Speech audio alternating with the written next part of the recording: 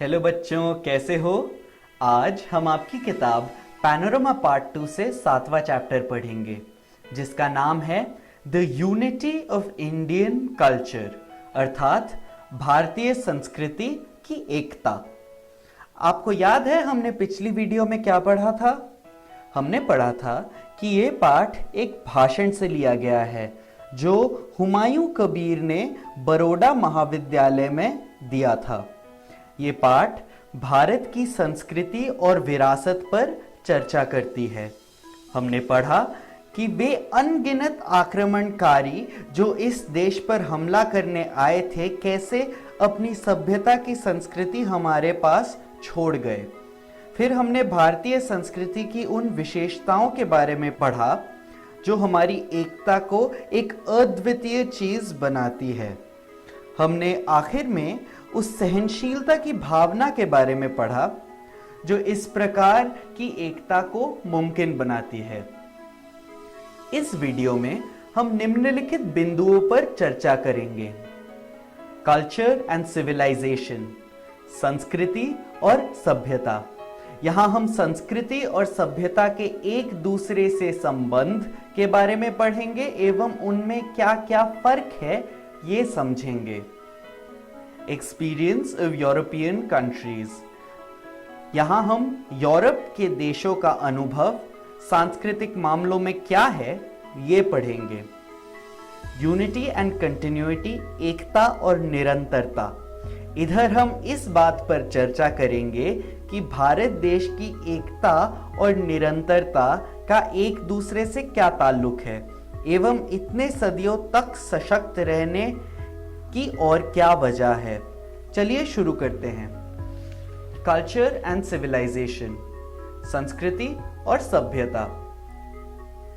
Throughout Indian history we find a spirit of underlying unity. वक्ता कहते हैं कि भारतीय इतिहास में एकता की एक भावना रही है। This unity was never a dead uniformity, a living unity never is. मतलब ये एकता निर्जीव समानता नहीं है। यूनिफॉर्मिटी का अर्थ है समानता। तो वक्ता कह रहे हैं कि अब तक हम जिस एकता की बात कर रहे हैं वो समानता से भिन्न है। निर्जीव निर्बुद्धि समानता कुछ इस प्रकार होगी कि सब लोगों की समान विशेषताएं हों, एक ही धर्म, एक ही पहनावा, एक ही दुविधाओं की पूंजी और उनके एक समान हल। भारत में जैसा कि हम सब जानते हैं ऐसा बिल्कुल नहीं है। यहाँ की आबादी में प्रचुर भिन्नताएं हैं। The unity in our country exists with these differences, and the speaker goes on to say that this is the case with any united group with a living and vibrant sense of unity.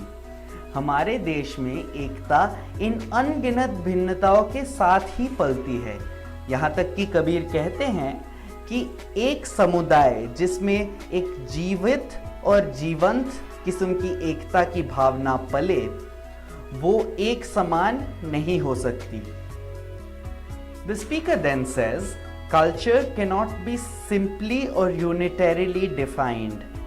संस्कृति की कोई सरल परिभाषा नहीं है। There is no single character or mark, यानी ऐसी कोई एक विशेषता या चिन्ह नहीं है जिसे हम संस्कृति का प्रतीक मान सके।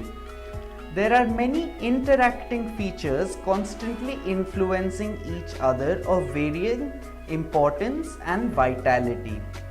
अर्थात ऐसी सैकड़ों विशेषताएं हैं भिन्न महत्व वाली जो निरंतर एक दूसरे को प्रभावित करके संस्कृति का रूप लेती है।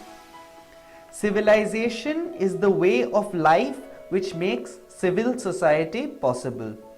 सभ्यता उस जीवन शैली को कहते हैं जिसकी वजह से सभ्य समाज की स्थापना मुमकिन होती है। Culture is the resultant of such organisation. संस्कृति ऐसी व्यवस्था का परिणाम है।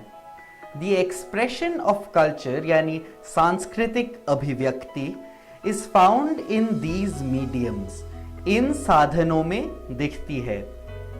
लैंग्वेज एंड आर्ट, भाषा और कला, फिलॉसफी एंड रिलीजन, दर्शन और धर्म, सोशल हैबिट्स एंड कस्टम्स, सामाजिक मान्यताओं में अथवा इन political institutions and economic organisations, राजनीतिक संस्थानों तथा अर्थव्यवस्था के माध्यम से संस्कृति खुद को दर्शाती है.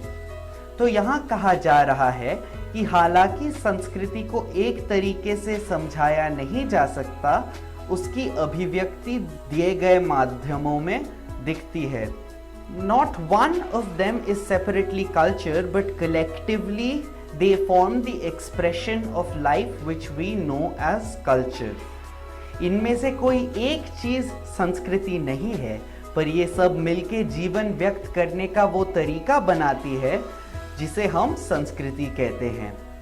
Culture is the efflorescence of civilisation. संस्कृति सभ्यता की प्रफुल्लता की निशानी है, एक फलते फूलते सभ्यता की निशानी है. एफ्लोरेसेंस का मतलब है प्रफुल्लता. सभ्यता समाज की वो व्यवस्था है जो संस्कृति की परिस्थिति उत्पन्न करती है. There can therefore be no culture without civilization. परिणाम स्वरूप सभ्यता के बिना संस्कृति का होना असंभव है. But there may be civilizations which have not yet developed their culture. पर ऐसी सभ्यताओं का होना मुमकिन है जिन्होंने अपनी संस्कृति अब तक नहीं बनाई हो. ज्यादातर सभ्यताओं की परिस्थिति है कि आबादी का एक अंश सांस्कृतिक उन्नति कर पाया है.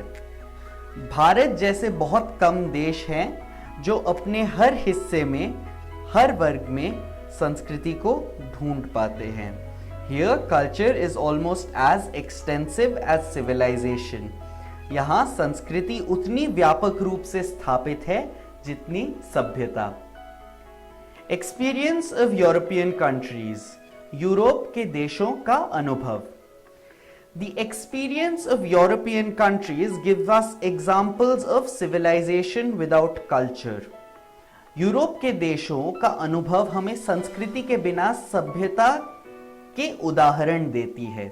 भारत में even the casual tourist, यानी साधारण पर्यटक भी देख सकते हैं that the difference between the masses and the classes is not one of quality. masses और classes का मतलब आबादी है और classes विभिन्न वर्गों को कहते हैं. तो यहाँ आबादी और वर्गों के बीच difference is not one of quality, यानी गुणवत्ता में कोई फर्क नहीं है. फर्क इंफॉर्मेशन एंड अपॉर्चुनिटी यानी जानकारी और अवसरों में है. यूरोप के देशों में आबादी और वर्गों के बीच गुणवत्ता में फर्क इतना नजर आता है कि कभी-कभार it has shaken the faith of the most fervent Democrats. लोकतंत्र पर सबसे ज्यादा भरोसा करने वालों के विश्वास को हिलाकर रख दिया है. यूनिटी एंड कंटिन्यूटी, एकता और निरंतरता. भारत की असाधारण सांस्कृतिक गतिविधियों के लिए दो शक्तियां जिम्मेदार है. इस देश की एकता और इसके इतिहास की निरंतरता. Unity in one sense is a common characteristic for all culture. एकता कुछ मायनों में हर एक संस्कृति की विशेषता है. What distinguishes the culture of India is its unbroken continuity. Hindustan की संस्कृति को अद्वितीय उसकी अटूट निरंतरता बनाती है. यहाँ ऐतिहासिक रूप से हमले तो हुए हैं, परंतु मौजूदा संस्कृति पर उसका कोई गंभीर प्रभाव नहीं पड़ा. There has been no violent or sudden break in the development of Indian culture. भारतीय संस्कृति के विकास में कोई अचानक दरार नहीं आई है. Here there has been a steady growth and extension of culture which has permeated every class and section of society. Bharat में संस्कृति का विकास अविरत और व्यापक हुआ है एवं वो समाज हर वर्ग अथवा क्षेत्र तक पहुंच पाया। तो बच्चों, आज हमने क्या सीखा? Culture and civilisation. यहां हमने पढ़ा कि एकता और समानता में क्या भिन्नता है। हमने फिर ये बात की कि संस्कृति की कोई एक परिभाषा नहीं होती और सभ्यता वो सामाजिक व्यवस्था है जो संस्कृति का विकास मुमकिन करती है। The experience of European countries में हमने पढ़ा कि भारत की आबादी और उसके विभिन्न वर्गों में फर्क गुणवत्ता का नहीं है। यूरोप के देशों में ये फर्क कई बार गंभीर रूप से नजर आता है। यूनिटी एंड कंटिन्यूटी में हमने पढ़ा कि भारतीय संस्कृति का विकास ऐतिहासिक रूप से निरंतर रहा है। बच्चों, घर जाकर अपनी किताब पैनोरमा पार्ट 2 का 7वां chapter the unity of Indian culture एक बार फिर ध्यान से पढ़ना और समझना। अगली वीडियो में हम इस चैप्टर पर बेस्ड कुछ प्रैक्टिस क्वेश्चंस करेंगे, यानी इस पाठ पर आधारित कुछ अभ्यास हेतु प्रश्नोत्तर करेंगे। आज के